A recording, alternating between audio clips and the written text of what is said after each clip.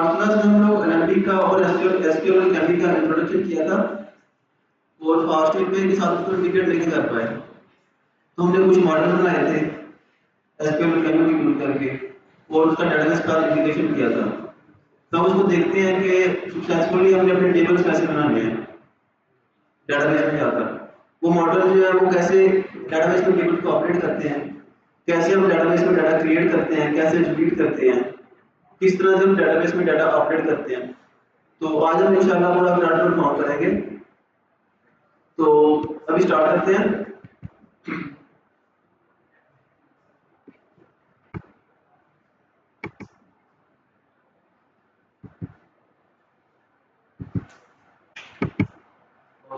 और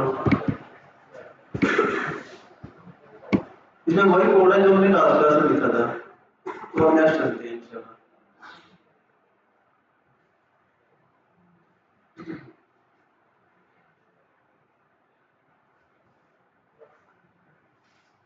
अभी तक जो पढ़ा किसको कोई इशू आया हो इस वीक में? क्या? अच्छा, इसके मॉडल्स बना के कुछ कमांड कैसे बनानी है?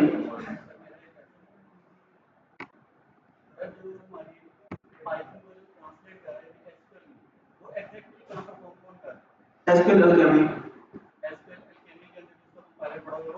एसक्यूएल अलकेमी हमारे जो मॉडल्स हैं और हमारा जो पाइथन का कोड है उसको एसक्यूएल लैंग्वेज में कन्वर्ट करता है। फिर एसक्यूएल लैंग्वेज जो है वो डेटाबेस के साथ बात करके उधर सारा टेबल बनाती है जो भी है।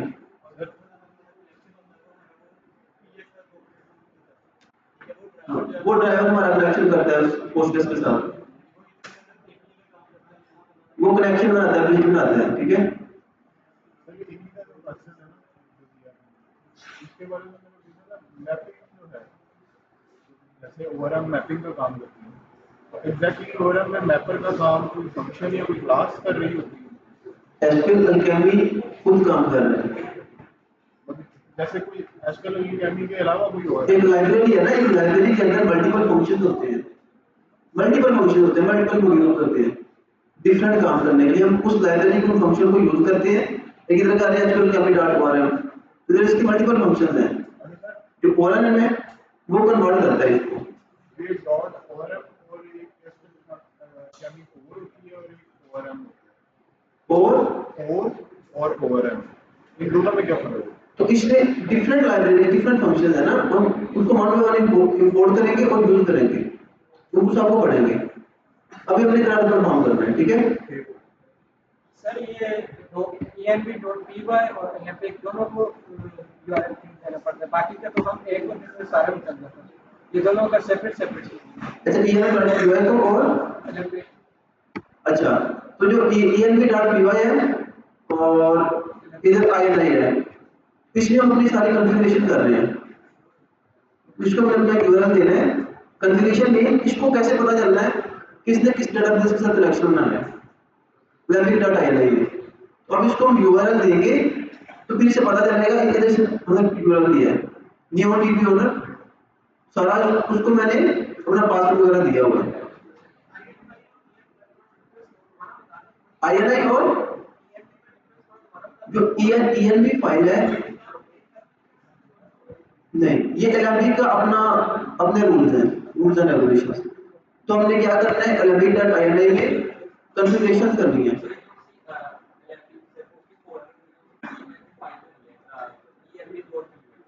हाँ, सीक्रेट फाइल है नहीं फाइल क्या मैंने आपने बनाया था कि .env जो फाइल है वो सीक्रेट है, तो इस तरह जब हमने सर एलएमडी के लिए बनाई है env.py है सर, वो सीक्रेट है ये डिफरेंट है, ये env.py है। ये गिट क्लोन में जाओ बस में जो हाँ देखिए, जो .env है उसमें सीक्रेट रखते हैं .env। अब ये env.py है, main.py है, python.py है, .py इसकी एक्सटेंशन है। ठीक है, उसका नेम भी .env है। ठीक है, क्लियर? तीनों क्वेश्चंस और बाकी env.py में हम इधर हमारा जो कोड है वो सारा हम लिखते हैं, मैनेज करते हैं, ठीक है। जब भी हमने इधर मॉडल्स बनाने हैं, लाइक इधर हमने इंपोर्ट किया फ्रॉम मॉडल्स इंपोर्ट बेस, क्या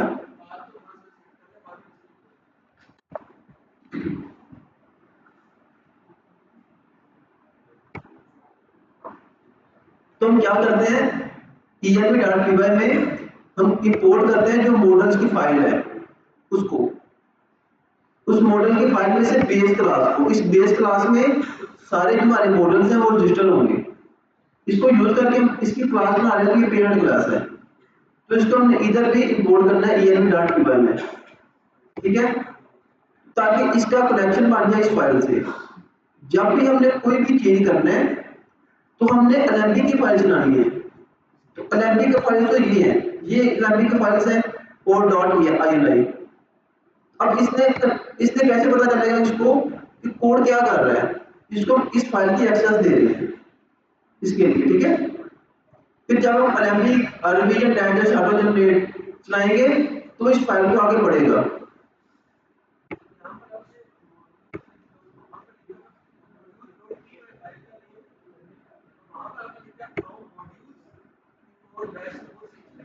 ओके, एक मिनट देख रहे हैं, फ्रॉम मॉडल्स इंपोर्ट बेस, ये मॉडल्स ये वाली फाइल है, नहीं .py नहीं लिखना। अगर इधर देखें फ्रॉम मॉडल्स फ्रॉम डेटाबेस, तो ये डेटाबेस वाली फाइल है,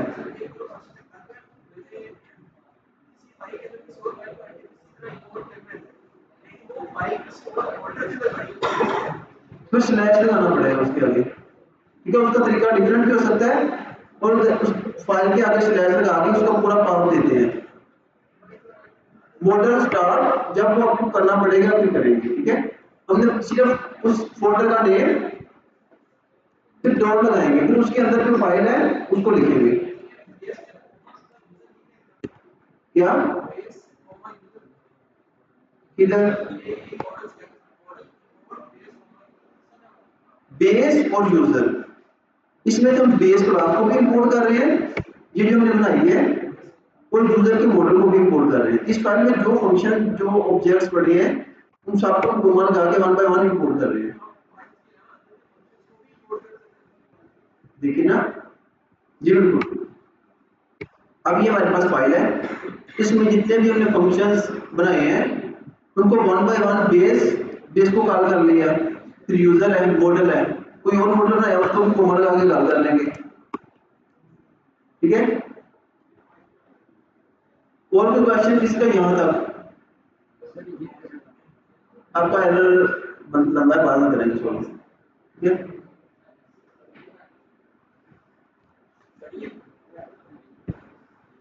तो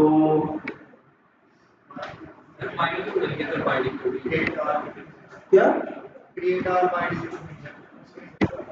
तो base dot metadata dot create R, अब हम क्या कर रहे हैं, बेस ये वाली बेस जो हमने इंपोर्ट किया क्लास, तो इसको कह रहा है कि इसके बारे में जितना भी मेटाडाटा है, मेटाडाटा इससे रिलेटेड जितने भी मॉडल्स हैं, जितना भी डाटा है उसको पढ़ लो और उसको इस इंजन के साथ इंटीग्रेट कर लो, ठीक है।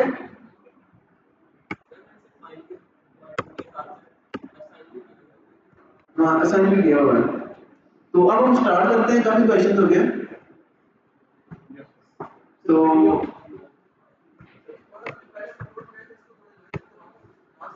ओके, तो हमने क्या किया था, पहले किया था pip install alembic fast API यूबीकोड सारा कुछ इंस्टॉल किया था, एसक्यूएल केमी हर चीज।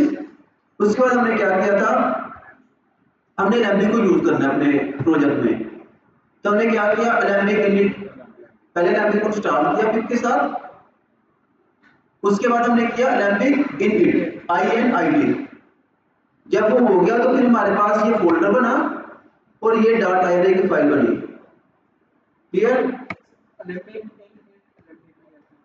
एलेम्बिक इनिट,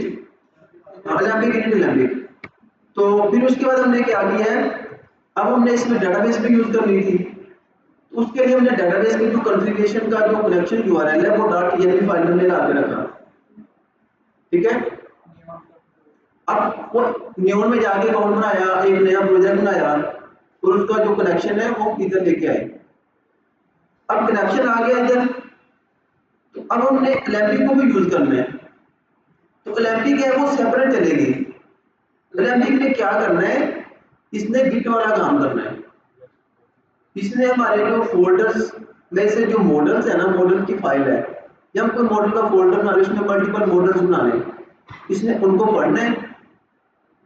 कब पढ़ना है, जब हम इसे कहेंगे LMP revision dash auto generate command चलाएंगे और डैश हम एम और आगे मैसेज रख देंगे। अभी तक हमने जो मॉडल बनाए हैं सारे, उसका ये स्पेसिफिक नाम दे दिया। एक अभी मेरा जितना भी कोड है ना मॉडल्स का, उसका एक वर्जन बन जाएगा उस नेम से। सर अगर वर्जन ना बने जिस टाइम पे LMP revision auto generate message जो देते हैं और कमांड में आगे एरर आए, तो इसका मतलब है कि हमने एलएमपी को मॉडल्स की वो नहीं की जब LMP revision dash auto generate देंगे तो फिर भी वो उसको रेडी कर देगा। नहीं मतलब कि आगे एरर आ जाता है, जैसे डैश एम और मैसेज ना लगाए तो एरर नहीं आएगा, फिर आपका कोड में कोई एरर होगा, उसको ढूंढो, ठीक है।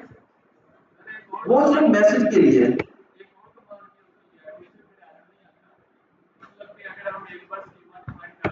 जी उसके बाद हम एक बार रिवीजन लगाते हैं, उसके बाद हमें याद है कि हमने थोड़ी बहुत और चेंज करनी है, हम फिर वो उसमें चेंज बिल्कुल दोबारा जब हमारी करें, फिर जब हम दोबारा आप क्रिएट करते हैं ना, तो वो कहता है कि आपकी मतलब के लिस्ट अगर काफी बड़ा चेंज करे ना, फिर वो वर्जन आगे वाला देता है, तो दोबारा पिछले वाले दे देता है। इसके लिए एक और बात भी होती है, मतलब कि ना हम फिर से स्टार्ट करते हैं। तो अब जो जिस तरह गिट की मल्टीपल कमांड्स हैं, हर वर्जन बनाने के लिए, अगले वर्जन पे जाने के लिए, पिछले वर्जन पे जाने के लिए, स्पेसिफिक वर्जन पे जाने के लिए, इसी तरह एलएमपी की मल्टीपल कमांड्स हैं, ठीक है। तो अभी के लिए हमने कौन सी कमांड सीखी है, इसका वर्जन बनाना और उसको कहना एलएमपी अपग्रेड हेड।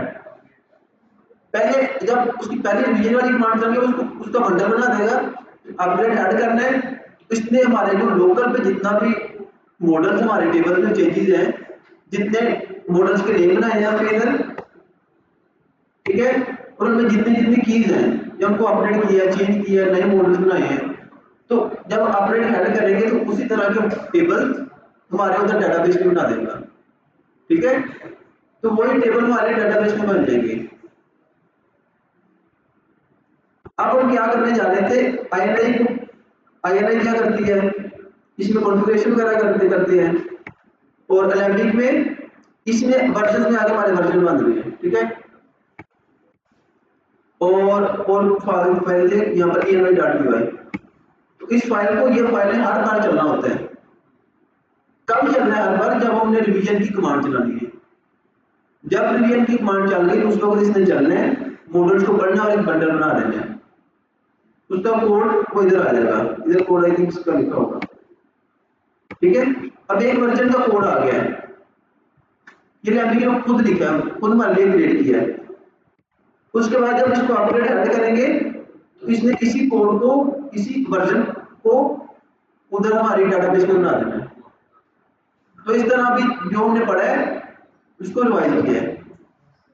अब हमने ईआरपी में अपना जो कनेक्शन यूआरएल को ले आए। अब हमारी बारी है कोड की। तो जब हमने कोड करना है, अब इसका कनेक्शन यूआरएल ले आए, एलएमपी को कनेक्शन यूआरएल के साथ इंटीग्रेट कर दिया, लेकिन अपना जो कोड है, अब हमने कोड करना है, वो डेटाबेस से डाटा फेच करना है, रिमूव करना है, डिलीट करना है, अपडेट करना है, क्योंकि वो यूजर है, यूजर की बारी है। यूजर ने टेबल तो नहीं बनाने, टेबल हमने पहले बनाए होंगे, तो उसके लिए हमने कोड लिखना है, और कोड को डेटाबेस की एक्सेस देने के लिए हम database.py की फाइल बना रहे हैं। अब ये फाइल क्या करेगी, हमारा डेटाबेस के साथ कनेक्शन बनाएगी। इधर हम कोड लिखेंगे और डेटाबेस के साथ कनेक्शन करेंगे।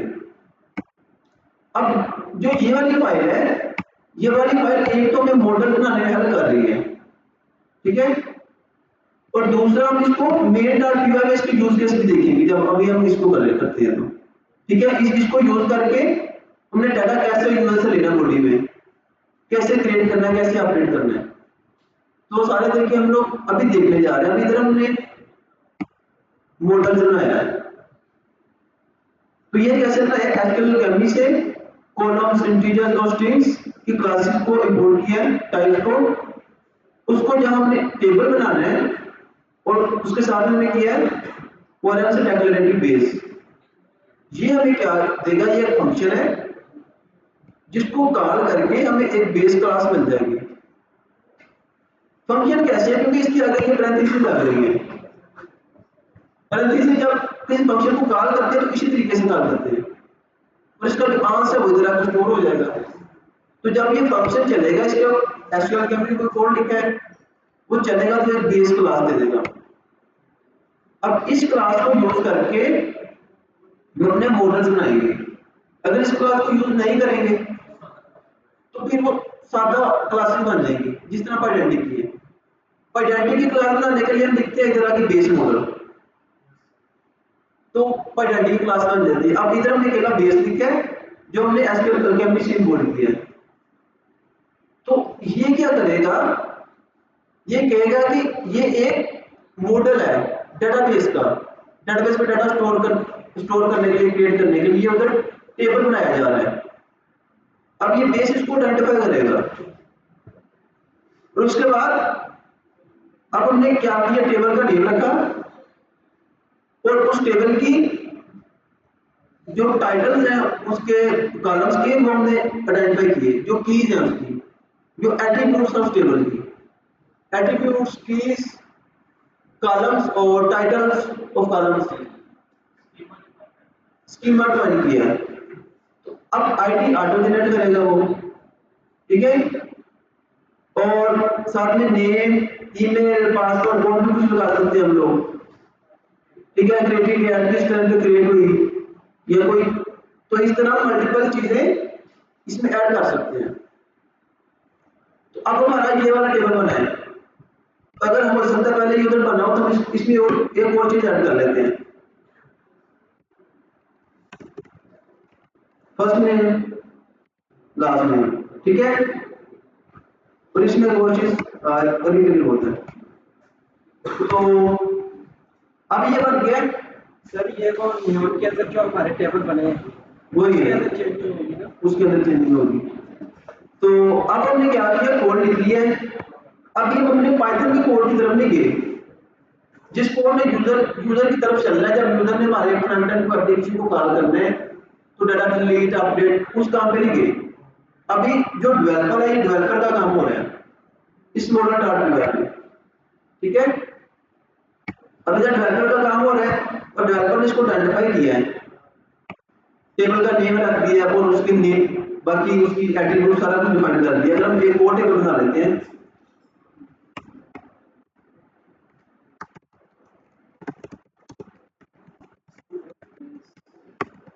अब इसके बाद हमने क्या करना है, टेबल का नेम,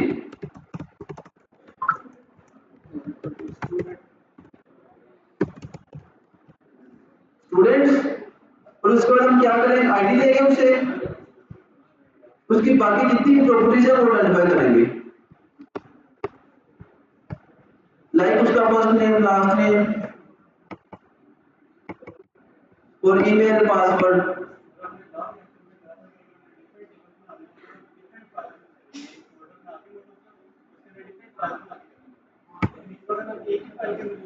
बिल्कुल, जब हम किसी बड़े प्रोजेक्ट में काम करेंगे तो हमारे पास मॉडल्स बहुत सारे होंगे, सैकड़ों मॉडल भी हो सकते हैं, 20-30 मॉडल भी हो सकते हैं।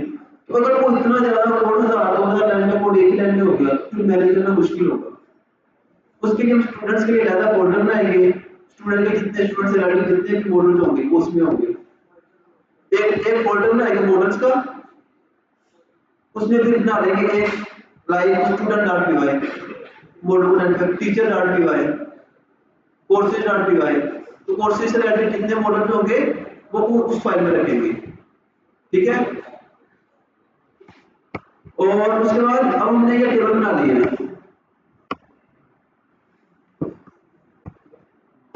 ये हम रेडी में हैं क्या, तो अब हमने दो टेबल बना लिए, फर्स्ट नेम, दूसरे में first name, last name, email, password. अब हमने क्या करना है, अपना टेबल, यही टेबल उधर डेटाबेस में बनाना है, दो टेबल्स। अब हमने एलएमपी को कहना है, जिस तरह गिट को कहते थे, इस कोड को सेव करो, इसका बंडल बनाओ और इसको गिटहब पर अपडेट कर दो इस कोड को। तो अब ये क्या करेगा, इस कोड को पढ़ेगा और उसके बाद हम इसे कहेंगे LMP division, LMP division dash dash auto generate. हम ये भी कर सकते हैं और साथ में इस वर्जन को मैसेज देना चाहिए हमें, /m और -m और फिर डबल कोट्स में मैसेज, इस तरह हम कमिट करते हैं। अब इधर क्या करेंगे हमने,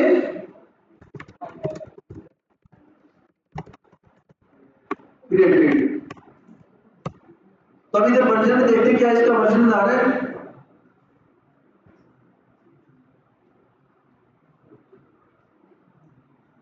ठीक है, वर्जन बन गया इसका। तो उसके बाद अब हमने क्या करना है, अब इसका वर्जन इसके एलएमपी के पास है। अभी एलएमपी ने क्या किया है, एलएमपी ने जब इसको चलाया तो ये फाइल चली, इसने क्या किया, इस फाइल में सारा कोड चलना था। तो जब ये वाली लाइन चली, तो जब इधर आया कोड, इस लाइन ने इस फाइल को एक्सेस किया जाके, इस फाइल में जितने भी मॉडल्स थे उनको पढ़ा, वो सारा मेटा डेटा पढ़ा। ठीक है, अब जब ये चली, इसने इस फाइल ने उस सारे मॉडल्स का डेटा लिया, अपना खुद का कोड कॉन्फ़िगरेशन की और एक हमारे पास बंडल बना दिया, एक वर्जन बना दिया। अब बन गया। अब हम क्या करेंगे, एलएमपी को कहेंगे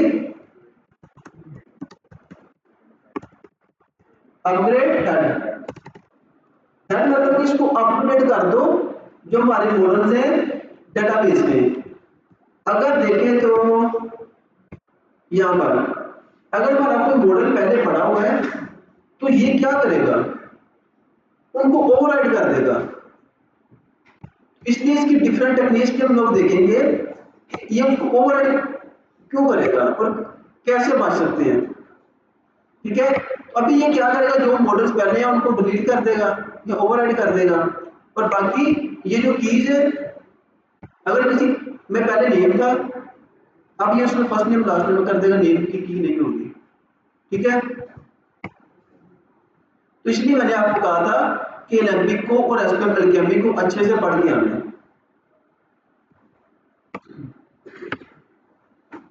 अब सेम हम जाके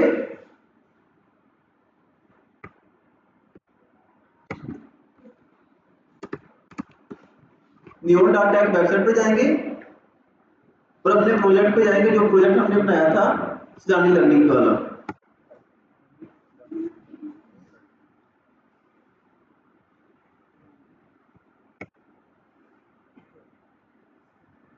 तो देखते हैं, जाके टेबल में देखते हैं।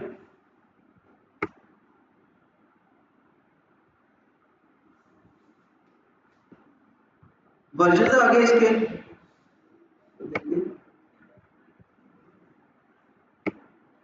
वर्जन्स, और उसके बाद स्टूडेंट्स का table, first name last name email password. ठीक है, users ID email password first name last name. ठीक है, उसमें नई चीज ऐड कर देगा। अब ये नया था, ठीक है, तो अब ये इस तरह टेबल बना रहा है। सर जैसे हमने नाम शाम तो नहीं दिया, वो खुद क्या ये अली वगैरह नाम तो नहीं दिया हमने, ये तो मैंने खुद ऐड किया ना। ठीक है, अब जब कोड करेंगे तो इस डाटा को रीड करेंगे, डिलीट करेंगे, अपडेट करेंगे। ठीक है, तो और अब हमने टेबल बना लिए। अब जाते हैं कोड की तरफ। जो यूजर साइड पर होगा, जो यूजर ने यूज करना, अभी तक हमने डेवलपर वाला कोड किया है, और डेटाबेस में भी डेवलपर वाला कोड किया है कनेक्शन बनाने के लिए। तो अब आगे मेन पर हमने क्या करना है, पहले क्या किया, fast API import fast API depends aggregate exception. लेकिन अगर डेटाबेस में डाटा नहीं है, फिर हम उसको कुछ एरर तो रेज करेंगे ना, तो ये मीनिंगफुल एरर रेज करने के लिए हम ये क्लास यूज करते हैं। और डिपेंडेंसी इंजेक्शन को लगाने के लिए यूज करते हैं। और सेशन हमारा डेटाबेस के साथ सेशन ओपन करने के लिए, क्लोज करने के लिए इसको यूज करते हैं। और सेशन लोकल और इंजन, ठीक है। तब इंजन ने क्या किया, इसका कनेक्शन बनाया है, और सेशन लोकल उसको बार बार आप रीड करने के लिए, अपडेट करने के लिए। और मॉडल्स हमने किया बेस यूजर। अभी दो चीजें इंपोर्ट की है, एक और भी चीज हमने उधर अभी क्रिएट की है, तो उसको भी इंपोर्ट करना है। हाँ, सबको इंपोर्ट करना है, जिस फाइल में यूज करना है उधर इंपोर्ट करना है।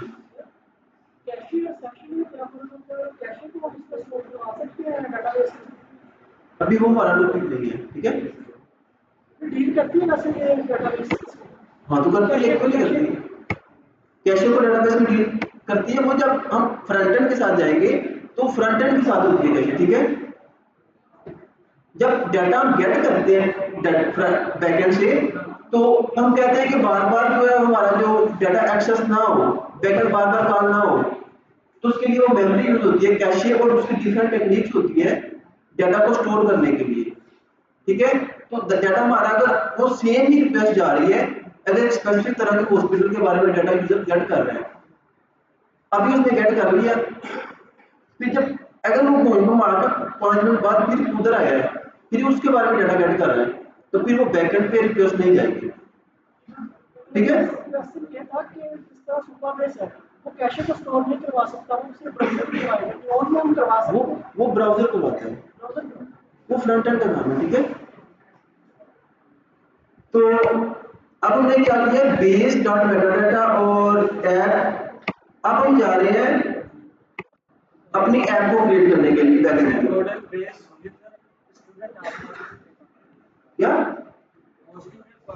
हाँ, तो ये मैं कह रहा था कि जो चीजें बनानी है वो इधर इंपोर्ट करनी है, जिस फाइल में उसको यूज करना है।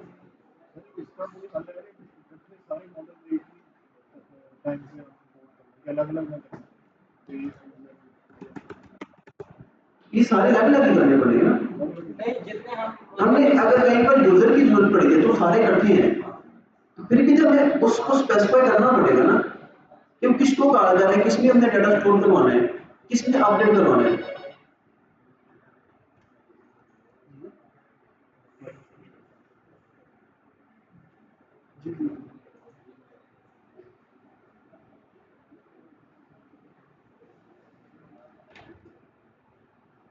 तो अब हम क्या क्या क्वेश्चन था, हमने उन सबको इंपोर्ट करना है, ठीक है। अब हम पहले क्या करेंगे, हेलो वर्ड कर लेते हैं,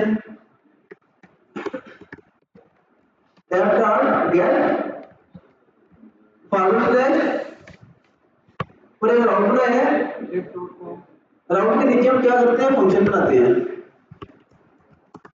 होम, इधर कुछ मैसेज रिटर्न करवा देते हैं, हेलो वर्ल्ड,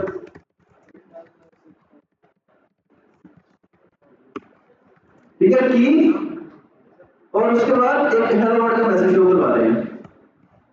पहले इसको चलाते हैं, फिर वन बाय वन उधर डिफरेंट राउंड्स बनाएंगे और प्लॉट परफॉर्म करेंगे डेटाबेस में। तो इसको चलाना कैसे है, फाइल को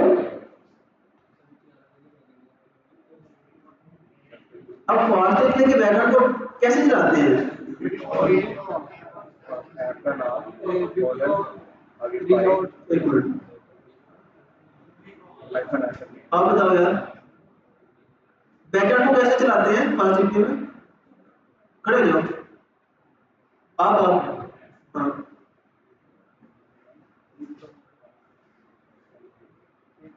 करो ना यार, क्लास में मोबाइल लाओ नहीं है।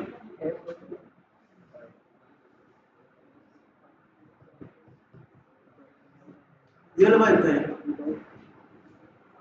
खड़े हो जाओ। आप बैठ जाओ, आगे वाले बैठ जाओ। बैकएंड कैसे चलाते हैं? यूनिकॉर्न वो साथ आता तो बोले ना। यूनिकॉर्न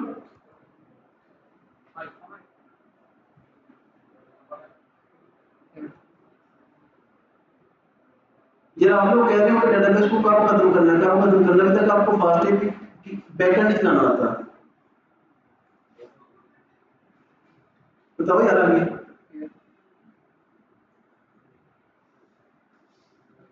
बताओ ना।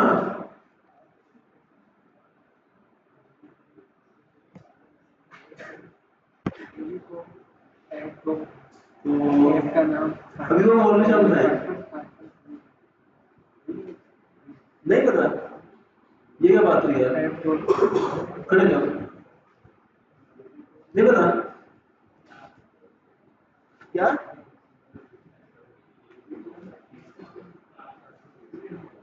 यूनिकॉर्न आगे प्रैक्टिस किया कभी फास्ट एपी में जाके? कोर्स पढ़ रहे हैं आप लोग ये वाला? तो अब वो दरमियान वाला लड़का बताए, वो आने वाले के साथ वाला।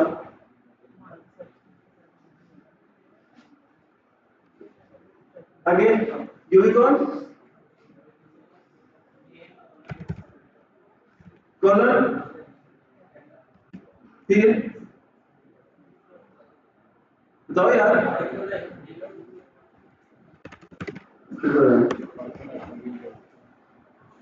तो हमारा जो मेथड है वो चल गया हेलो वर्ल्ड। तो जब देखते हैं इसको हेलो वर्ल्ड, ठीक है, इसको रिलोड करें।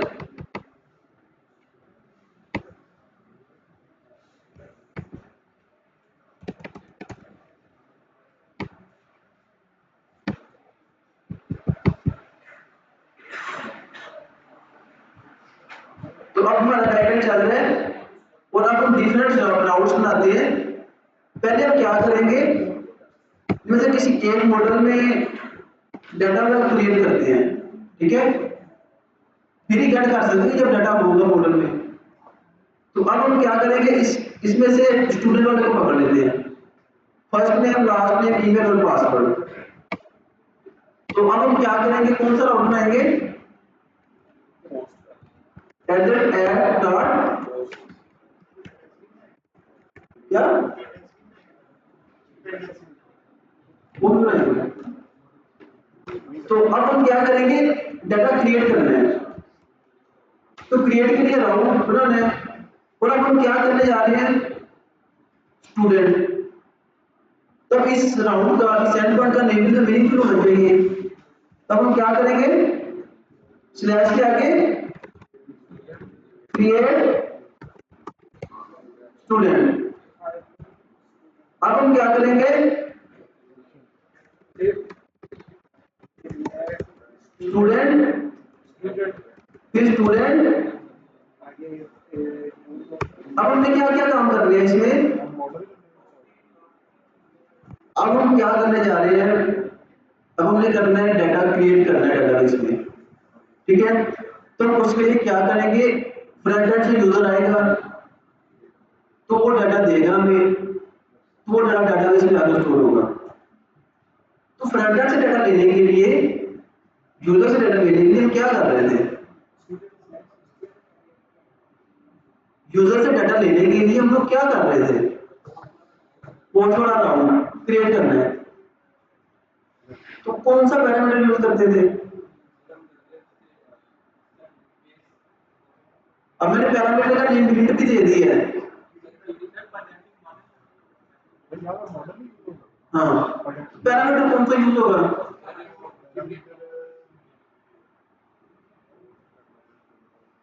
पाथ पैरामीटर, क्यूरी पैरामीटर और तीसरा बॉडी पैरामीटर यूज करेंगे ना यूजर डाटा लेने के लिए। तो उसके लिए बॉडी पैरामीटर लेना हो तो क्या करते हैं हम लोग, पेडेंटिक का एक, उसकी भी एक मॉडल बनाते हैं पेडेंटिक का। तो अब हम क्या करेंगे, पेडेंटिक को यूज करना है। तो पेडेंटिक से क्या हमें यूज करना है, बेस मॉडल की क्लास।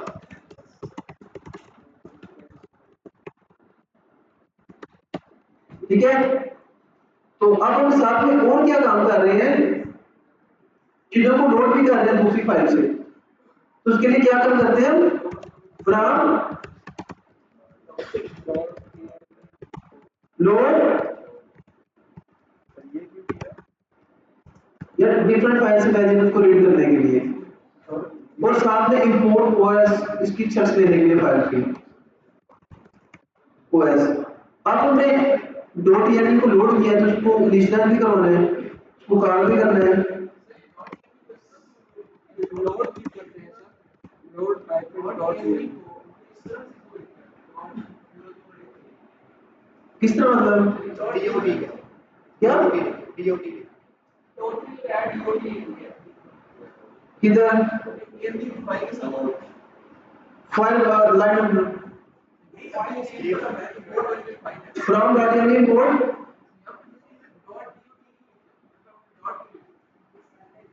डीओटी की जगह क्या है डॉट ये जिसका नेम है ना यार, डॉट ईएनवी, फिर आगे कहते हैं लोड डॉट ईएनवी।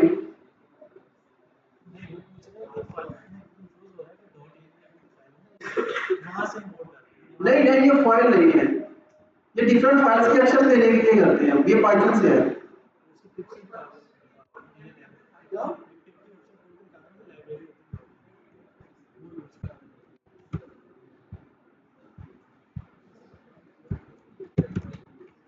फिर और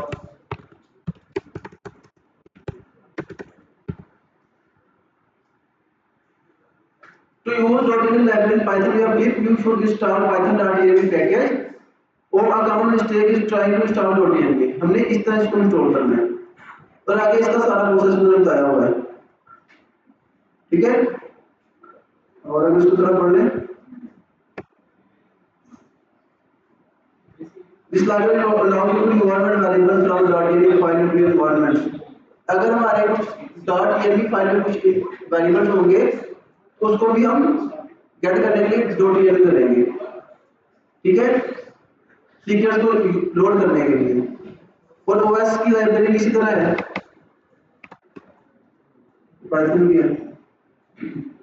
no need to use pip install the OS library. तो the OS module is a built in part of Python, तो ये पाइथन से है, ठीक है। इसको क्या लेते हैं, import OS. To use it functionality simply add import, और इस तरह ये सारे इसका कॉन्फ़िगरेशन है। अब टॉपिक पर आते हैं, हम बनाने जा रहे थे आइडेंटिटी का मॉडल। तो हमने क्या किया, लोड कर लिया इसको, ये सिर्फ उस केस में है अगर हमें डॉट ईएनवी से कुछ वेरिएबल लोड करने हैं, ठीक है। तो इसको मैंने यूज करके ताकि आपको आइडिया हो कि ये लाइब्रेरी इस फाइल में इंपोर्ट होती है जो हमें पढ़ी है। तो अब हमें क्या करना है, एक मॉडल बनाना है, क्लास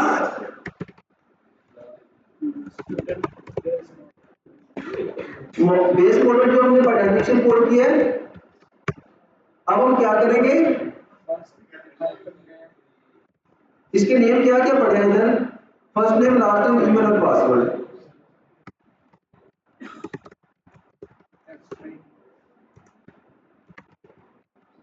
ईमेल और पासवर्ड, ठीक है।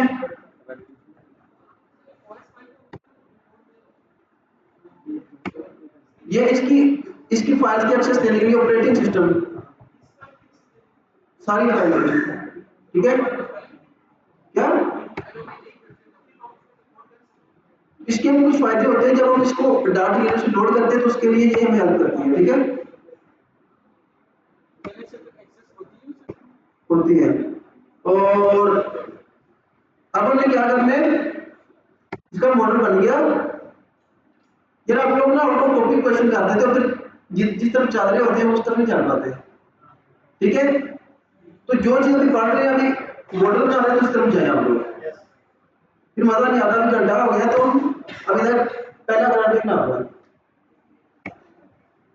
Dot gate dot post. अब हमने क्या करना है, आइडेंटिटी का एक मॉडल बना लिए, तो इधर हम क्या करते हैं, पोस्ट पहले बना हुआ है, इधर हमें क्या करना है, स्टूडेंट।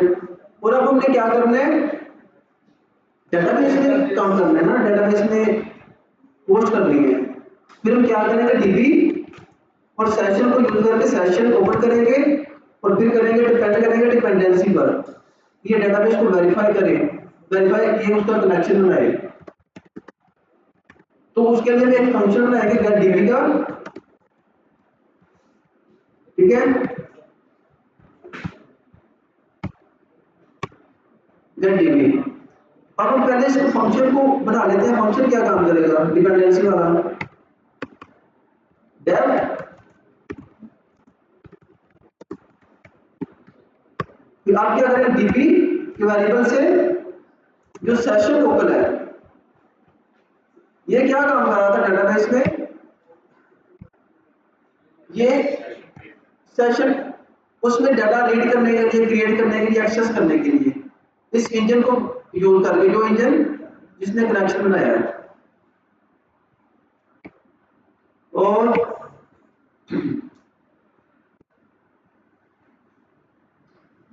गेट डीबी का फंक्शन बना रहे हैं, करेंगे सेशन लोकल, उसके बाद करेंगे ट्राई और डीबी और फाइनली डीबी डॉट क्लोज। अब ये फंक्शन क्या काम कर रहा है, पहले हमने समझा रहा हूं। तो ये जो डीबी है, अब ये ऑब्जेक्ट बन गया जो डेटाबेस में, जिसको हम यूज करके डेटाबेस में डाटा क्रिएट करेंगे, गेट करेंगे, उसके मॉडल्स को, उसके टेबल्स को एक्सेस करेंगे, ठीक है। अब हम क्या कर रहे हैं, ट्राई कर रहे हैं, उस वक्त तक इसको डीबी को रोके रखो, ओपन करो। अब फंक्शन क्या करेगा, गेट डीबी को कॉल करेगा, ठीक है। अब इस सेशन डीबी के पास इसका डेटाबेस का सेशन बन गया है। अब इसने डिपेंड्स ने मैं डेटाबेस की एक्सेस दे दी इस वेरिएबल के अंदर। अब उस वक्त तक इधर ये यील्ड इसको रोके रखेगा जब तक हम अपना फंक्शन कॉल नहीं करते। जब इसको रिटर्न करेंगे तो इसने क्या करना है, हमारा डेटाबेस से सेशन क्लोज भी करना है, डेटाबेस के साथ कनेक्शन हो, हमने इसको ओपन भी करना है और क्लोज भी करना है। तो ये ओपन करेगा और इसको रोके रखेगा। जब हमारा फंक्शन अपना चल जाएगा तो फिर ये क्या करेगा, उस सेशन को क्लोज कर देगा, ठीक है। अब हमने ये भी कर लिया काम।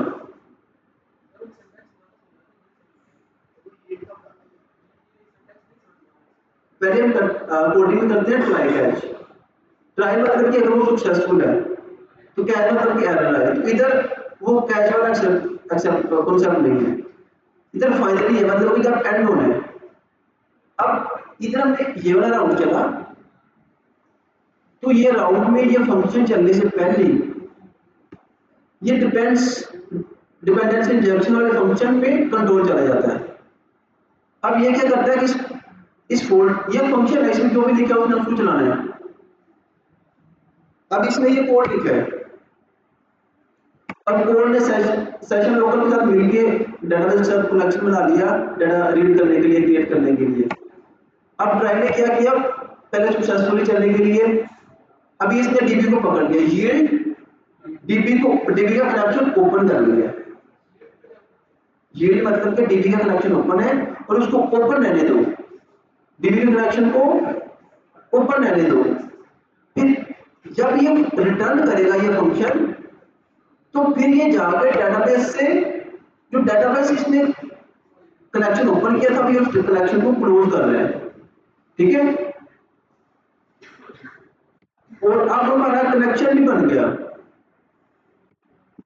अब हमें क्या करना है, सर अगर हम ये ना करें तो वो बहुत नहीं ऐसे को ओपन नहीं होगा। कैसे होगा, जैसे गेट की अगर ओपन हो जाएगा तो भी इसको रोके भी तो रखना है ना, ओपन रखना है जब तक ये फंक्शन ना चले, ठीक है। तो अब अपने स्टूडेंट बना रहे हैं, एक नया स्टूडेंट बनाना है हमें, तो हम एक नया वेरिएबल बनाएंगे, उस वेरिएबल में ये बॉडी पैरामीटर से डाटा गेट करके स्टोर कर लेंगे, ठीक है।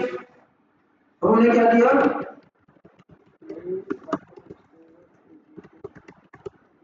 स्टूडेंट और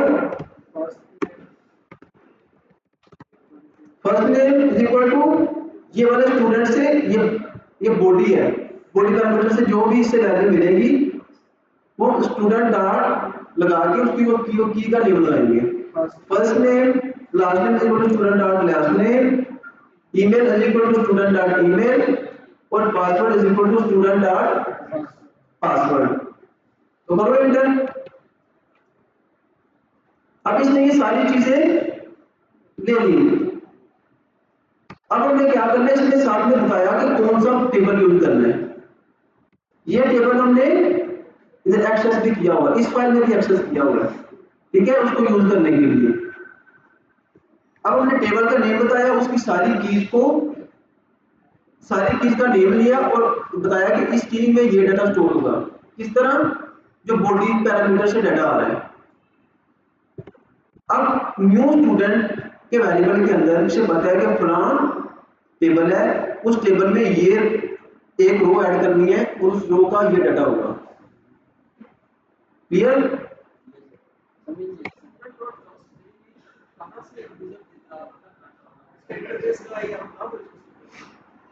देखिए, जब हम ये पोस्ट का राउंड चलाते हैं, हमने डाटा क्रिएट करना है, तो क्रिएट करने के लिए हम डाटा यूजर से लेते हैं। तो हमने पढ़े थे ना part parameter, query parameter, body parameter. तो जब हम बॉडी पैरामीटर को यूज करते हैं तो हमने जो चीजें यूजर से लेनी है उसको शो करवानी होती है, उधर हम इनपुट करता है सर्च बार में। उसके लिए हम क्या करते हैं, आइडेंटिटी का मॉडल बनाते हैं, उसमें डिफाइन करते हैं कि यूजर से क्या क्या लेना है, ठीक है। अब इधर एक वेरिएबल है, इसकी क्लास क्या है, स्टूडेंट की कौन सी, जो हमने इधर बनाया है, ठीक है। अब इसमें क्या क्या यूजर डिफाइन है, ये सारी चीजें जब ये राउंड चलेगा तो यूजर को शो होगी, यूजर वैल्यू इनपुट करेगा और वो इस वेरिएबल के अंदर स्टोर हो जाएगी। जब सारी वैल्यूज इसके अंदर स्टोर हो गई तो फिर हमने इन वैल्यूज को गेट करना है और डेटाबेस में स्टोर करवाना है।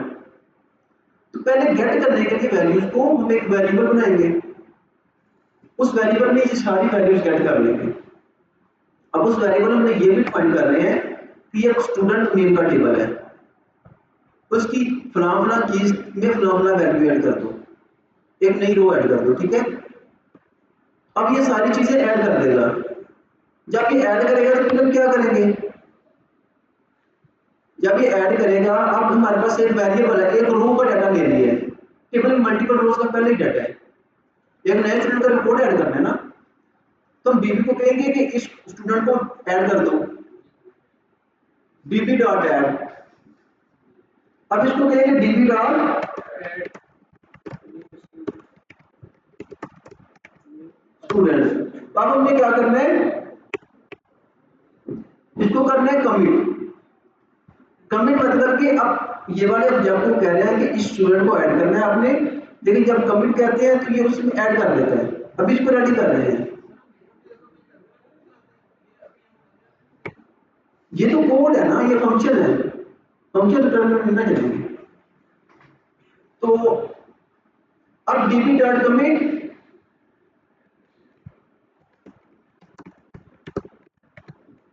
और इसके बाद कह रहे हैं डीबी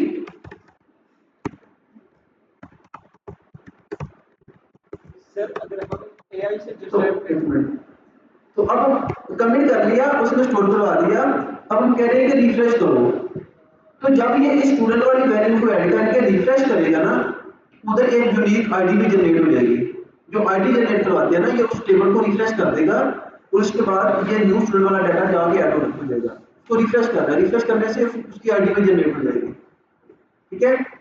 अब हमने सारा काम कर लिया, अब यूजर ने डाटा कर दिया क्रिएट, लेकिन उसे तो पता नहीं ना कि बैकएंड का फंक्शन चल रहा है, डाटा स्टोर हुआ है कि नहीं हुआ। तो वो कैसे करेंगे हम लोग, सिंपल सी बात है, उसको बताएंगे ना कि डाटा स्टोर हो गया है। उसके लिए क्या करते हैं, रिटर्न करते हैं, रिटर्न मैसेज करेंगे ना, रिटर्न मैसेज। हाँ, तो वो यूजर को शो हो जाएगा। तो फंक्शन जो भी रिटर्न होता है वो फ्रंट एंड में यूजर को शो होता है, जो भी हम उसको शो करवाना चाह रहे हैं।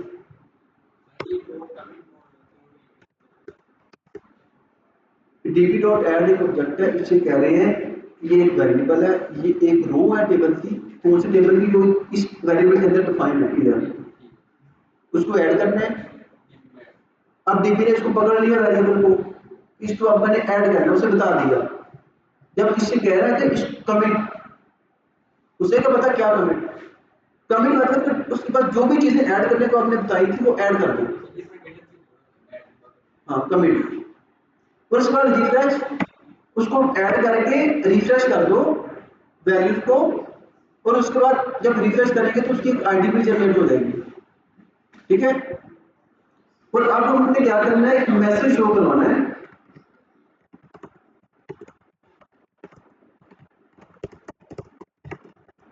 सक्सेसफुली,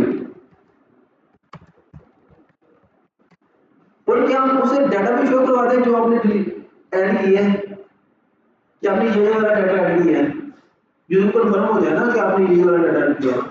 फिर हम क्या करेंगे, जैसे कि हम यूजर की आईडी बनाते हैं तो उससे पहले उससे लेते हैं हम यूजर से, गेट करते हैं डेटा। जैसे कि रिटर्न से पहले वाला डेटा सिर्फ हमारे पास बैकएंड के लिए होता है, और रिटर्न के बाद वाला जो डेटा है वो फ्रंट एंड होगा। रिटर्न के बाद जो फंक्शन रिटर्न चल जाता है ना, तो रिटर्न के बाद कोई स्टेटमेंट नहीं चलती फंक्शन में, जब रिटर्न चल गया फंक्शन है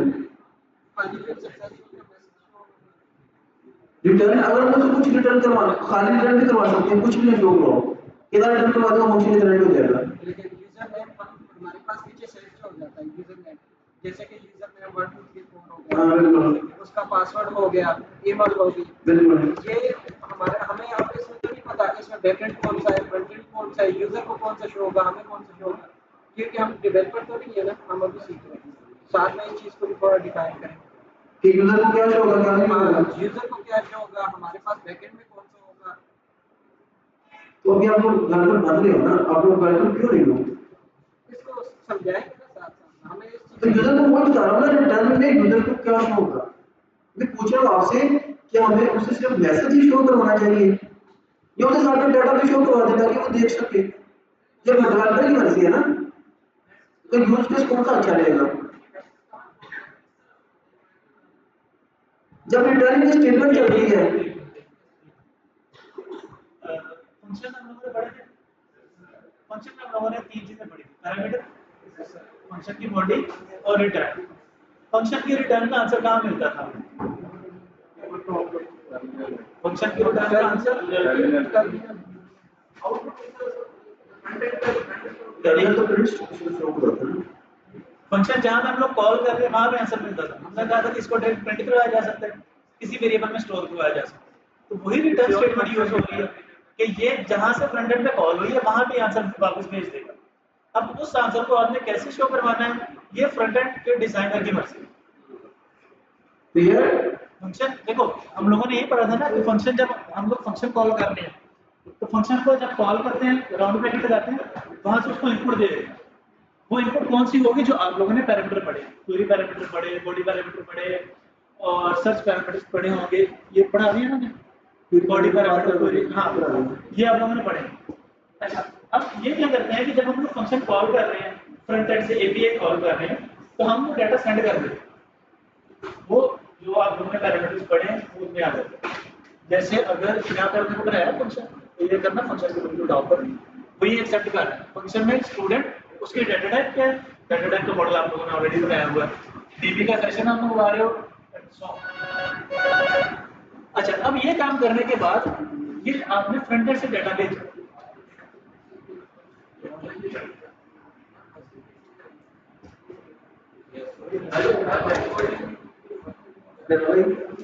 हाँ। अच्छा, अब जब ये डाटा आप लोगों को बता दी, ये पैरामीटर्स कब आएंगे, जब फंक्शन कॉल करेंगे, इतना तो हमें पता है। फंक्शन कहाँ पे कॉल करना है ये हमें देना। अच्छा, फंक्शन ये वाला जो है ना एपीआई, ये किसी दूसरे एप्लीकेशन के बैकएंड में भी कॉल हो सकती है, किसी एप्लीकेशन के फ्रंट एंड में भी कॉल हो सकती है, कहीं पर भी कॉल की जा सकती है। इसका कोई रूल नहीं कि आपने कहाँ पे कॉल करना। अच्छा, जब ये हमारी एपीआई कहीं पर भी कॉल की जा सकती है, तो एट द एंड हमें ये समझना है कि जो हम लोगों ने फंक्शन का कंसेप्ट पाइथन में पढ़ा था कि जहाँ पे मैं फंक्शन कॉल कर रहा हूँ, राउंड ब्रैकेट लगा रहा हूँ, पैरामीटर पास कर रहा हूँ। इसी तरह यहाँ पर ये पैरामीटर आ जाएगा स्टूडेंट का डाटा। स्टूडेंट ने इनपुट में डाटा लिखा, उससे वो डाटा हम लोग गेट कर लेते हैं, जावास्क्रिप्ट का कोड लेकर वो डाटा किसी वेरिएबल में सेव करवाते हैं और वो जब फंक्शन कॉल कर रहे हैं वो पास कर देते हैं। यहाँ तक क्लियर है?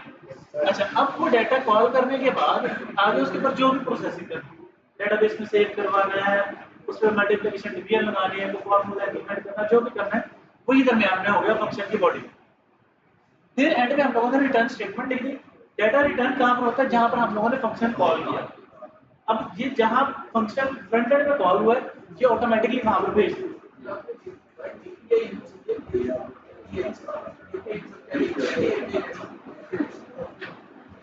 अच्छा, ये अभी हम लोग डिटेल से डिस्कस करेंगे कि ये कैसे है, लेकिन फिलहाल आप अपने मान के चलना है कि भाई ये एक एपीआई है। क्या ये मतलब नहीं की नहीं है, एपीआई है सिर्फ वो अभी हम लोग डिस्कशन करेंगे उसको डिटेल से। अच्छा, ये क्लियर हुआ है कि भाई रिटर्न स्टेटमेंट में अब यूजर को क्या शो होगा? जो हम लोगों ने यहाँ पे लिख दिया वो डाटा फ्रंट एंड पे चला जाए। अब वो यूजर को कैसे शो करवाना है, ये फ्रंट एंड डेवलपर की मर्जी है। वो कहता है भाई मैंने सारा डाटा होम पेज पे शो करवा देना है, वो डाटा उसके पास पड़ा हुआ है उस वेरिएबल में। अब वो वेरिएबल होम पेज पे प्रिंट का फंक्शन में पड़ा है ना, शो करवा देना है। वो होम पेज पे लगा दे, एक करके प्रिंट लगा दे, एक प्रिंट में सारा डाटा शो करवा दे। ये अब उस डेवलपर की ऑप्शन। सर बैकएंड वाला इस चीज को कवर नहीं कर सकता ना? बैकएंड वाला नहीं करेगा, बैकएंड वाले का काम नहीं। अगर हम कुछ ऐसा कोड लिख लें तो क्या हुआ? अगर हम ऐसा कुछ कोड लिख लें जिससे फ्रंट एंड मतलब कवर हो जाए, जैसे कि फ्रंट एंड पे हम क्या शो करवाना चाहते हैं, बैकएंड में तो हमारे पास ये डाटा हमने भेज दिया, अब उसके बाद फ्रंट एंड वाले ने क्या शो करवाना तो उसका सर्वर है, हमें डाटा भेज देना, बस हमारा काम डाटा की भेज देना है। ये कर लिया सर, ये फ्रंट एंड से डाटा ले लिया और फिर ये ना बेसिकली डेटाबेस में स्टोर करवा दिया। हाँ, फिलहाल ये वाली एपीआई डेटाबेस में स्टोर करवा रहा है। जैसे वो लिखा है ना, क्रिएट स्टूडेंट, क्रिएट का काम कर रही है, जैसे बताया db.add वाला बैकएंड वाली में जब सारा कोड लिख देना बैकएंड वाले का, फ्रंट एंड वाला वो सारा कोड पढ़ेगा कि बैकएंड में क्या क्या है उस हिसाब से फ्रंट एंड डिजाइन करेगा। ये कोड ही पढ़ेगा उसे वजह से लेकिन फिलहाल और उसमें ये क्वालिटी है है। लाइक उसे बताया है कि जो ये एपीआई है ना, ये एपीआई से डाटा यूजर क्रिएट होगा। अब तो यूजर क्रिएट होना है ना, वो स्टूडेंट है, स्टूडेंट का first name, last name, email, password. उसे ये पता नहीं कि एपीआई है और ये चार चीजें डाटाबेस में ऐड हुई हैं। उसने फ्रंट एंड में जाके चार जगह में सर्च बार बना दी है, उधर डाटा अगर उसने क्रिएट करना है ना, क्रिएट वाली एपीआई है, तो चार सर्च बार में यूज कर देगा और सर्च बार में यूजर आइडेंटिफाई कर सकते हैं। उस सर्च बार में कुछ भी ये वाली एपीआई बना दी है। जब डाटा इनपुट करके कर देगा, फिर जब डाटा बटन क्लिक होगा ना, वो जो डाटा उसने पड़ा था ना चार सर्च बार में, वो पकड़ के इस एपीआई को दे देगा। अब ये एपीआई चलेगी तो बाकी बैकएंड डेवलपर ने कोड लिखा हुआ है, इसको डाटाबेस में कैसे स्टोर करना है। फ्रंट एंड डेवलपर ने डाटा किधर भेजना है, इस स्टूडेंट के वेरिएबल में। तो देखो स्टूडेंट के वेरिएबल में जब डाटा आ गया तो उसको पकड़ के डाटाबेस में कैसे स्टोर करना है, वो बैकएंड डेवलपर का काम है। मतलब ये एआई को करवाने के लिए काम हमें पूरा काम आना चाहिए और फिर हमें मतलब कि कोड समझने के साथ कोड आना भी चाहिए। ये बात स्टूडेंट का जो रोल है ना, वो बताया है, वो डाटाबेस को बताने के लिए उन्होंने बेस को बताया है, वो बेस उसने क्लास यूज किया है। डेटाबेस को बताने ये कैसे पता चलेगा, ये भी क्लास है, वो क्लास है करेंगे ये सिर्फ एट्रिब्यूट्स है। इसी तरह का आइडेंटिटी मॉडल हमने मेन में जाके बनाना है। आइडेंटिटी मॉडल तो फील्ड से बनता है ना, फील्ड को मेन फाइल में, चाहे वो मेन फाइल में बना लो, कल तक हमारा कोड बड़ा हो जाएगा ना। हर टेबल का आइडेंटिटी मॉडल हमने उधर बनाना है। हाँ, जो डाटा क्रिएट करना है उसको मॉडल बनाना है। जब बॉडी पैरामीटर यूज होगा ना, वो हम पैजेस भी यूज करते हैं। जब बॉडी पैरामीटर होगा और डाटा क्रिएट करना है, चाहे अपडेट है या क्रिएट है, तो उस वक्त हम आइडेंटिटी को मॉडल यूज करेंगे वैलिडेशन लगाने के लिए। अब हर एक ऑपरेटिंग मॉडल यूनिट आएगी तो उसके लिए मैंने पढ़ा था राउस डॉट पाई का अलग से फाइल। जब हमारे ज्यादा कोड हो जाएगा ना, फिर मेन में बहुत थोड़ा कोड लिखेंगे। मेरे में मैंने पता लिखा था कि 4-5 लाइनें ही रहती थी। 4 लाइनें या 20-30 लाइनें पढ़ी एप्लीकेशन होगी तो 100 लाइन हो जाएगी। बाकी सारा उसने मल्टीपल फोल्डर से जाकर फाइलों को कोड करना है। अगर हम राउट्स जो अलग बनाते हैं, अलग अलग राउट्स बनाते हैं, वो क्या राउट्स डॉट फाइल में हम जाके राउट्स वाला फोल्डर होता है मतलब। तो फोल्डर को खोल करेंगे, पूरे फोल्डर को यूज करेंगे। फंक्शनली हमने डाटा पोस्ट करना है, जब भी हमने डाटा क्रिएट करना है तो फंक्शनली यूज करना है कि वैलिडेशन के लिए यूजर जब भी वैलिडेशन के लिए सिर्फ यूज करते हैं। वैसे भी कर सकते हैं, डाटा तो स्टोर ही करना है ना, पेडेंटिक के बगैर भी कर सकते हैं।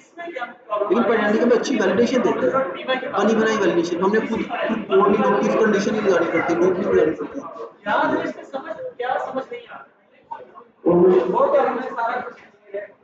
जब हम प्रोफेशनल प्रोजेक्ट्स बनते हैं, फ्रंट एंड बैक एंड और डेटाबेस होता है, अब बैक एंड और डेटाबेस एक ही बंदा करता है।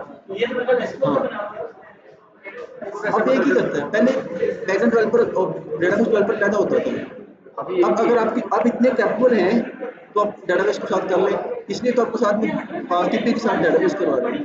अब मोस्टली सॉफ्टवेयर होते हैं तो अब एक ही बंदा कर रहा था सारा फ्रंट एंड बैक एंड और डेटाबेस।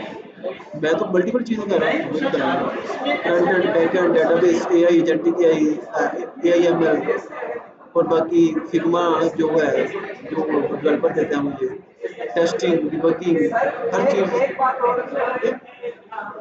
आज के दौर में सारा कुछ एआई करती है। तो अगर आप एक फील्ड को पकड़ोगे तो आपकी कोई मांग ही नहीं होगी। अब आपके क्लाइंट को उसके पास $2000 है, अगर वो 4 बंदे रखिएगा तो 500 जाएगा। अगर वो सारा आप ही कर दें तो $2000 आपके पास आएगा। काम तो सारा एक नहीं करना, आपको कंडीशन नहीं है। इसके अंदर हमने एमसीपी का कॉन्सेप्ट है, एमसीपी सर। हाँ, अगर इसके अंदर स्टिच को इंटीग्रेट करना हो, गूगल का जो स्टिच है डिजाइनिंग के लिए, गूगल का स्टिच डिजाइनिंग के लिए, या ये मॉडल को इसके अंदर इंटीग्रेट करना हो एमसीपी के थ्रू, तो कैसे करेंगे वो? वो भी करेंगे, जब एजेंटिक पे जाएंगे फिर करेंगे ना, फिर सिखाएंगे आपको। अभी नहीं, ये चीज़ आपके लिए ज़्यादा हो जाएगी।